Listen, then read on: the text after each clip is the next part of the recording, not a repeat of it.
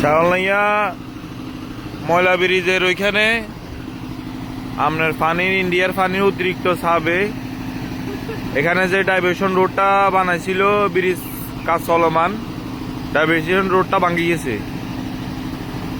এখন মানুষ সবাই বিকল্প রাস্তা ব্যবহার করার জন্য অনুরোধ জানানো যাচ্ছে। বাংলাদেশ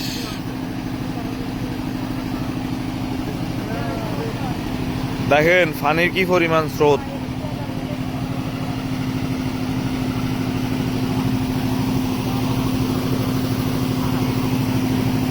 তবে ইনশাল্লাহ স্রোত যদি মোটামুটি কমে,